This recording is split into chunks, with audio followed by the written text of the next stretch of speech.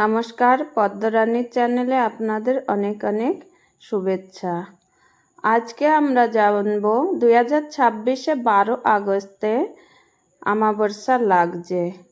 বুধবারে পালিত হবে আমাবস্যাটি, কিন্তু এই দিনে সূর্যগ্রহণও লাগছে।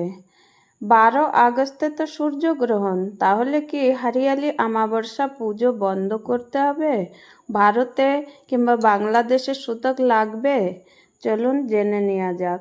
2026-এ 12 আগস্টে সূর্যগ্রহণ ঘটবে, কিন্তু গ্রহণটা ভারতে দেখা যাবে না। গ্রহণের সময় ভারতে রাত থাকবে, তাই ভারতের জন্য কোনো স্থান থেকে সূর্যগ্রহণের দৃশ্যমান হবে না। এই কারণে প্রচলিত ধর্মীয় অনুষ্ঠান অনুযায়ী ভারতের এই সূর্যগ্রহণের সূতক প্রয়োজন নয়।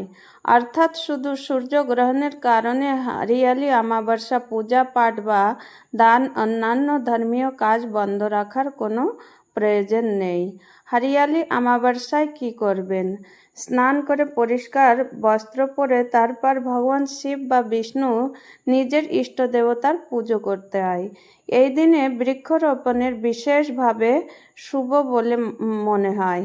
সম্ভব হলে একটি গাছ লাগান এবং যত্ন নেওয়ার সংকল্প করুন।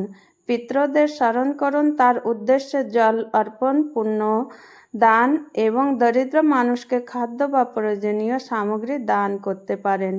মনে রাখবেন, হরিয়ালি আমাবস্যা মূলত বার্তা প্রকৃতির সম্মান করা, গাছপালা রক্ষা করা এবং পুণ্যকর্ম করা। আর সূর্যগ্রহণ নিয়ে কোনো ভয় পাওয়ার কারণ নেই।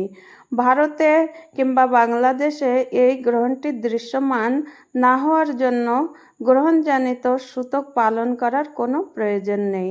তাই 12 আগস্টে হরিয়ালি আমাবস্যার দিন আপনারা সবাইরা স্বাভাবিক নিয়মে পুজো, দান, পুণ্য, পিতৃস্মরণ এবং বৃক্ষরোপণ করতে পারেন।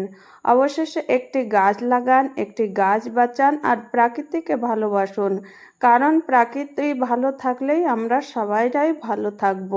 জানকারিটা ভালো লাগলে চ্যানেলটিকে লাইক করবেন, সাবস্ক্রাইব করবেন और कमेंट बॉक्स में हर हर महादेव लिखबेन। शुभ हरियाली अमावस्या।